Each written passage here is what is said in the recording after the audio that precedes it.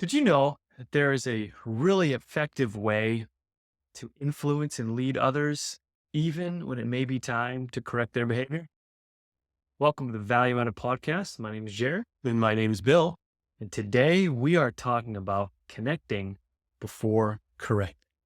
Yeah, connecting before you correcting, leveraging care and candor, as John Maxwell says in his book, Five Levels of Leadership, which was originally titled Five Levels of Influence, by the way. Exactly. Also, the idea of people don't care how much you know until they know how much you care. That's a, These are all kind of the same idea, thought, principle, kind of boiled down into this episode. so we're kind of steamrolling right from the last episode, taking influence right into the sphere of connecting with people. We are. Yeah, it's so important. Let's offer some definitions just to make sure we're all on the same page. What does it mean to connect? What is a connection and what is a correction? In the way Jared and I define connection is building rapport with an individual where they feel safe, value, heard, and understood, and trust has been established in open environment. You know, I have a saying that everybody on the planet has two fundamental needs: to be heard and understood. Just Yeah. think about when someone makes you feel understood. How does that make you feel? Yeah. Don't you feel like, oh, they get me? They understand. Makes you feel valued. It makes you feel valued. So that's our connection definition: building rapport with an individual where they feel safe, valued, heard, and understood, and trust has been established in open environment. Right. In correction, this is more of not of, you're in trouble. It's not so Um, much discipline as it is no, like it's no course correct. course correction, challenging someone's behavior, values, or ideas to give them a little bit of a course correction. So yeah, connection before correction. Yeah. I think there's a couple different approaches that, are often taken. Really there's one of two ways to look at, if you really want to be as honest as we can, two approaches to actual correcting, course correcting. I think the first one is that idea of manager mentality, Yeah. where it's, developing numbers, to kind of, it's all about the numbers and the spreadsheets at the end of the day. And that's very much a manager mentality. And on the flip side of that, you have leader mentality, right? Where it's developing people, right? Course correcting, even for the sake of the person. So it's not so much, hey, we didn't reach the numbers, and here's everybody's repercussions, no day off tomorrow because you reached the numbers, but it's developing people, right? That I think is the difference. So any thoughts on that? Yeah. Just leading the human being versus managing the human doing. Right. Mhm. And it's counterintuitive, right? The first kind of time is. I entered into leadership, Yeah. I thought, oh, I'm going to get this team to perform. We're going to meet the goals, the metrics, the business objectives. Right. And when you slow down and realize that when you start adding value to people, you start leading them, influencing them in a positive way, as we talked about in the last episode, encouragement, their performance naturally increases and gets better. It does. Yeah.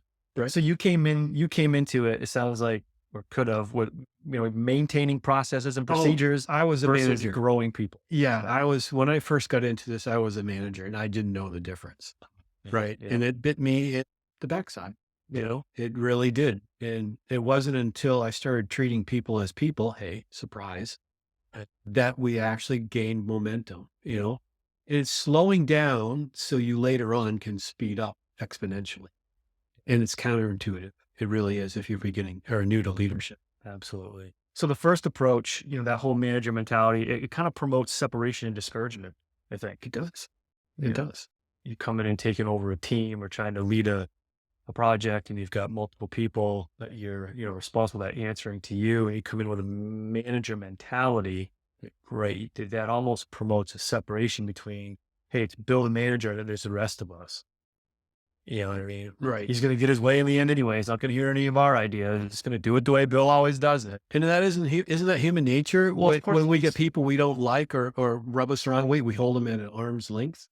We don't really bring them in. Mhm. But once we understand, if we're a leader, we're gauging engaging with our employees, caring about our employees, Yeah. it draws everybody in. And I would say the first approach to low manager mentality that causes that separation or can, it often does, that's not even leadership, It's not. right? So No. that's not even falling under the sphere of adding value to people Mm-mm. and influencing them in a positive way, which is what we're defining leadership as, It is. right? So, but then the second approach, having the leader mentality, coming at this where you're trying to develop the team, right? Earning their trust, right?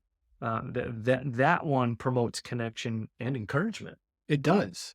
It does. And again, that's that snowball as it goes down the hill, Right. builds momentum for your organization, and it builds performance, right?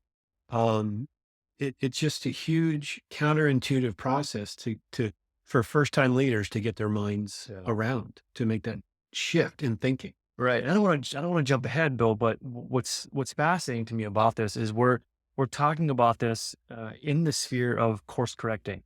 So thinking in that light, you know, when it's time to course correct, your team or an individual brings something to the table that just isn't, you're thinking in your back of your mind, this Yeah. isn't going to work. Yeah.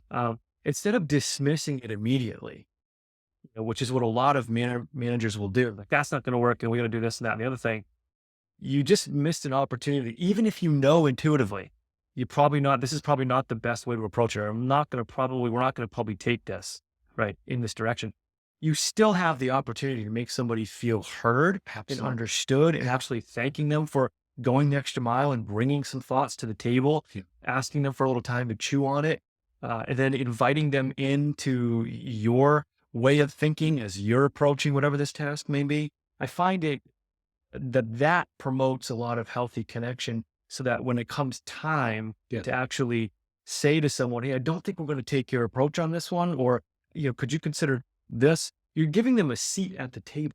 You're making space for them and Right. giving them the opportunity to participate in the process. Just real quick story around this. At work, I'm a substitute teacher. I will go in when a manager's out on leave or vacation, run their team for them, Over. take over, and then they come back and I hand it back off to them. And when I do this, I often will bring in a young leader with me that I'm mentoring and give them a lot of the responsibility for leading and doing the coaching for performance. And he was having difficulty with one particular individual and said, Bill, I think I'm going to need you to meet with me with this individual. And it's okay. Give me the rundown. What's happening? And he did. And I said, okay, there's more behind this than just what we're seeing in the poor performance. There's a story. So, and the young leader was kind of expecting me to go in and drop the hammer. Right. But I went in the meeting and I said, I got this. I'll start the conversation. So I said, so Steve, it's not his name, but we'll call him Steve. How you doing? Are you okay? Yeah. How's the week going? What's connection? What's going on in your life? Right. And you could just see his shoulders drop. He goes, here's someone willing to listen and understand, not just berate me for my performance, Right. and someone who cares. And you know what happened? Intuitively on his part, because he knew I cared, he course corrected himself. And that was just, it wasn't all at once. He still had a storm of life going on that he had to deal with, but you could see a steady, consistent improvement after that conversation. Yeah, I think obviously we're gonna back up the train here and do some course. some cookies on the bottom shelf application. But the point that you make is crucial, Bill, because as a leader, I know for myself, that level of connection right out of the gate with a team like that, you've only had them for a certain amount of time, or you're just coming into the first couple of meetings, and you show that value added, so to speak. Very much. And then that connection right there, like you said, it worked almost in the moment where they began at that point, shortly after, to start correcting themselves. And even if they didn't, that is a person who, for me, I would want to perform for. Does that make sense? It does. I'm sitting under your leadership and I'm looking, I don't know this guy, Bill, what's he going to say about my performance? You're coming into it with, hey, Jared, how's your day, man? How are you doing? I hope you did well on this and that. That does it. But when my shoulders would drop, I would say, okay, Bill cares. Enough about me. Now let's talk about my performance, right? And it's a So skill that we can all practice and no, develop. exactly, Right. So exactly. it's not anything new. It's not brain surgery or rocket science, but it's people skills and it's practice, right? No, it really So is. It yeah. really is. So what are some practical steps, Jared, that you use to connect before you correct as a parent? Oh, okay. So as a parent, all right. So this is this one's easy to say, harder to do. Right. So I'm going to give you the things that I quote unquote do. And it's probably been too long since I quote unquote did them. If it, and I'll admit that right away because as a leader, we're always, again, self reflecting for self growth. But some of the things I try my best to be intentional to do when it comes to connecting as a parent with my children. I have two girls. So the first thing I try to do is date them. DATE, date my daughters. And there's many reasons a dad should date his daughters. I won't get into all of them, but we're talking about making deep connections. Yeah. So sometimes, the family vacations are wonderful, or, the family trips to the mall or to, ice cream or restaurant. Those are all wonderful, great family time. But it's not deep connections with individuals, which I think is huge. When you're talking about correcting, you want to get to course correcting. You need those deep connections Right. because somebody who, uh, you know, knows and understands your level of value for them, right, is going to respond to that without quitting the job, so to speak, So or you're writing you off. not taking both daughters out at once. You do No, one trying on to do one. it one on one so That's that I awesome. can, yeah, really get that deep connection. The other thing that we do, my wife and I try to do, is start with the why. When we, especially, in the, we often think as parents, we don't think of connection and then course correcting. We think of behavior and then discipline, Right. right? So really starting with the why helps us to connect with the girls by saying, hey, this is why we have to do it this way in the Yeah. home, or So this is before why, you say yeah, yes or no, before I say yes or you no. say, well, this is Right, why. And then as a result, right. the answer Yeah, and is. sometimes it is before you administer discipline, whether that's, okay, you're going to lose your iPhone for the week or whatever. Of course. But this is why. And asking them, why do you think, there should be consequences for such an action? Making sure they understand, right? They're at a level of connection. The other thing too is welcoming their questions. I mean, you get, especially when we're talking about parenting, all right? So this is parallels with leadership. Yeah. Yeah. If a child comes to you and they have a question and you don't have time for the question, every time you do that, you're severing the connections you've already made. You're shaving off little bits of that connection you already made every time you don't have time to hear a question. So, and what's really cool is I watched again, this is just a church application, if you will, but I believe it was a gentleman giving the morning announcements, like a deacon at a church. Can't remember where I saw this, but his little one ran up to him when he was on the stage, and so he just reached out and picked the child up, and the child helped him give the announcements, and everybody was like, "Oh, it's so cute." But that is really at the basic level of humanity where it starts, I Oh, think. that's a great example. And so then the last thing that we try to do is partner with our girls and our kids where we can in the household. So, and what I mean by that is giving them responsibility, a seat at the table, right? So even things like taking vacations or, day trips, or, we're going to They buy put you it in the decision making. in the decision making. My wife will go around and say, hey, what do we want for dinners this week? That's one of her ways. And so the kids get to be like, I want shepherd's pie, or I want, spaghetti and meat sauce, or whatever it is that they want. They get a seat at the table to help groceries, and so they do their own laundry. Just giving them responsibility shows that and brings that connection. And again, it's obviously for multiple reasons we do this as parents and as leaders. But again, it comes full circle when it's time to course correct. And we've practiced all these things as parents. Yeah. There's a connection there through which the girls are going to filter our correction for them, if that makes sense. Does. And I think that would translate into the workplace. So let me ask you, Bill. Yeah. You've got some practical steps. You've mentioned to me before, but share with the listeners here steps to connecting before correcting in the workplace specifically. Yeah. As I mentioned, I'm a substitute teacher, so I'm often going from team to team to team to team. In the tech Sometimes world. in the tech world, so I'm with this team for a couple weeks and that team, couple of months, and so forth. So learning this skill of getting to know and letting them know that you care before you correct, Mhm. connect before you correct is huge, in my world. And one of the things I do is actually, I don't even talk business when I first meet with them. I'll just sit down and ask them about them. Tell me your story, how you got So this here. one-on-one or a group This or? is one-on-one. Oh, Just wow. I Okay. meet with Yeah. them one-on-one on a regular basis for coaching. That's wonderful. Oh, that's part of the responsibilities as my role, to meet one-on-one and coach. And then as I get to know them, I take notes. You know, Mm. hey, what's the name of your dog? How many daughters or children do you have? What are their names? What are their ages? What's your favorite thing to do Have you outside jot of? those down? I do. You write those down. So in the next week or two, it's like, hey, how's Fluffy? I heard you took him to the vet. Are they doing Right. okay? Oh, he remembered the name of my dog. That must mean he cares, Yeah. right? Just so something so simple as asking, having that dialogue, Mm. and taking just a few notes about that individual. Yeah. And you refresh your memory before you go into the next the meeting and conversation, and just it throws them, it excites them, and they're like, and the walls come down a lot quicker, and they're a lot more open and receptive to the correction when the time comes around. Mhm. So that's one of my key ways of doing it in the workplace. And it's, Wonderful. I've not found it yet. And I'm not perfect and I haven't covered all scenarios in my life. Just in my experience, Yeah. I've not Yeah. found it to not work to some degree. So So give us a couple more practical steps. You talk about connecting your role. So the first thing you mentioned doing, you take time to learn them, you ask questions. What's a couple more things you do?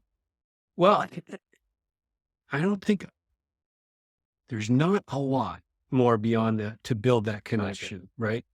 So caring about people, as we talked about earlier, offering them encouragement, giving them, creating space for them, giving them opportunity to speak in, just like you do with your kids. Okay, I got you. That I got that translates to the work. And we've mentioned this before. We're going to mention this again. There's a lot of parallels between parenting and leadership, Sure. right?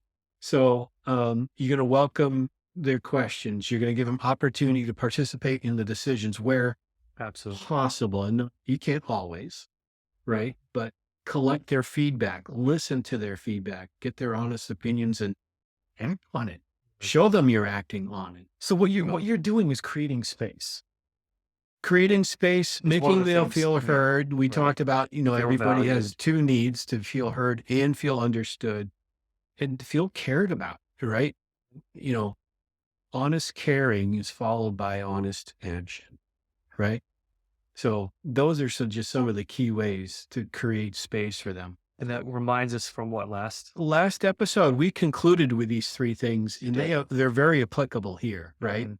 So what's important to others, make important to you. Love people more than we do our position, and lift people higher, to a higher level by their heart through encouragement.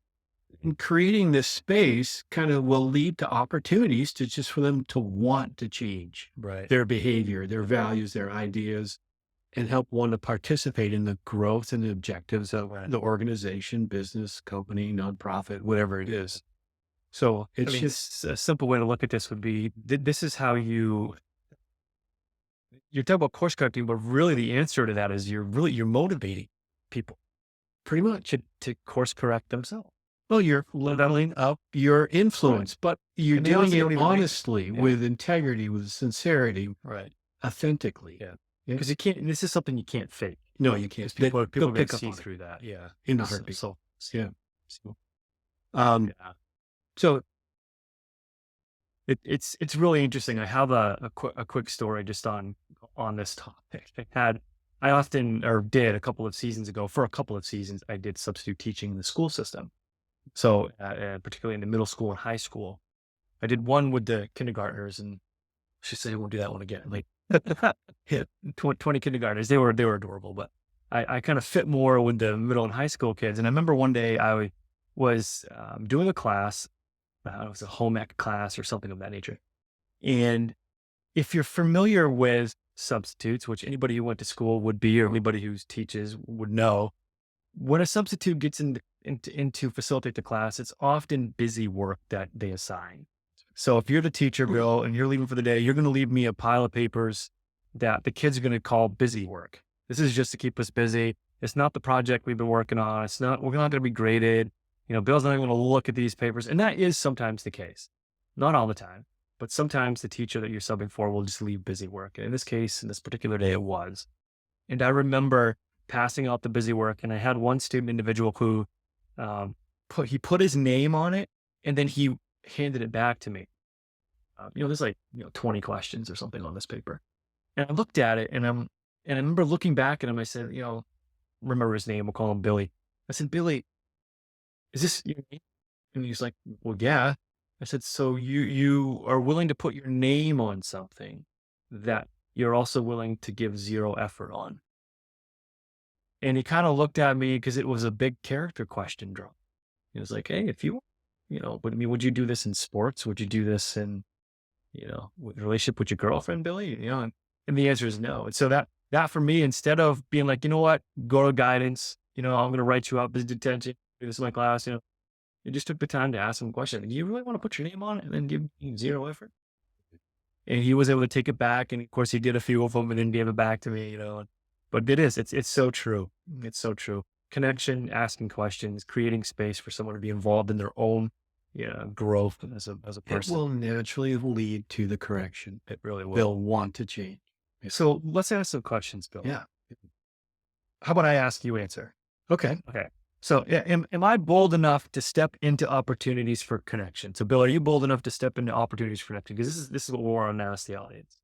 It takes intentionality and a prepared mindset to be able to go into someone and take that step, make the most of that opportunity and say, okay, how can I add value to this person in this situation?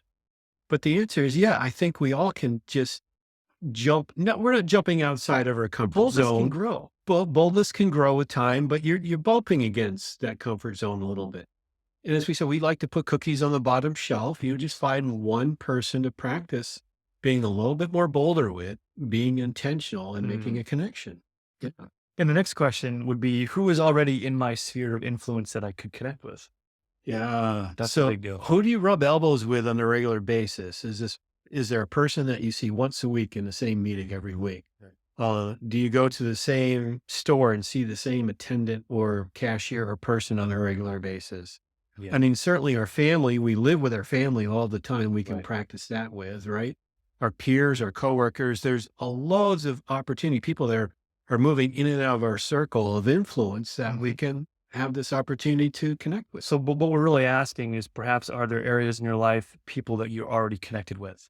Right. Okay. Right. And who are they? Who are they? Yeah. And think about those. Who are they? And maybe write down their names and pick one. Right. Pick one to focus on to practice connecting. So in the last question that we want to ask, and Bill, I'll ask it for them. You can answer it because this is really, really important. I think we're talking about, again, connections, making deep and meaningful connections with people, because that leadership influence is beneficial when it comes time to course correct it. Right. That's kind of the context, connecting before correcting. So let me just ask this last question. How do you know you've connected enough? Yeah. And I'd like to hear your thoughts on it too. But For sure. one of the things that's really evident to me is when I know I've connected enough is people are starting coming to me, seeking me out Absolutely. to talk, to just share life, ask advice or personal or in the work environment or, wherever Yeah. project or whatever team you're on. Yeah. So Yeah. what about you? I would say I would give the exact same answer to that question. I've experienced this both as a leader and as a parent, right? When your child is asked, who's your biggest role model? Of course, my kids are, teenagers, and they'll still say mom or dad. Yeah. And so that's huge, for us. But also, for my current role as a leader, I will have the staff now come to the table excited with ideas. They'll come because they know that I'm not going to sit there and be like, here's number, here's reasons 1 through 5 why this ain't going to work. That they know that's not my approach to leadership. Yeah. Right. Not micromanaging should probably be an episode that we do. Right. Don't be a micromanager, as a leader. But so that for me is the same. When they start coming to me with ideas for, for projects and activities and programs, when they start coming to me for life advice, now I know I have enough of a connection where if I do have to course correct, whether it's their behavior or whether it's their value or something they are bringing to the table, they're going to hear it. They're going to be And, open. and they're going to be open and they're going to welcome it, Yeah. which I think is when you. Have you also found one of the ways that you've connected enough is when people start quoting you to someone else? Oh my gosh. Right. Like, that's a little scary too. Bill, yeah, I know. It's like Bill said, They're gonna stop quote. No, don't tell them I said that. Go ahead and say that. That's okay advice. Don't tell them yeah, I don't want that responsibility. But no, you'll give them a piece of advice and then they'll find and practice and use and yes, that works. Let me go share that with somebody. they'll run with it. They'll run with it. Yeah, Yeah, for absolutely. sure. So any final thoughts, Bill, as we wrap up this episode? Would just put the cookies on the bottom shelf, find one person that you can practice connecting with this week and add value to them in whatever way you can. And you'll benefit and they will benefit. It will change their world. Yeah. Thanks so much for joining us today on the Value Added Podcast, and we'll see you next time. Take care. Thanks for joining us.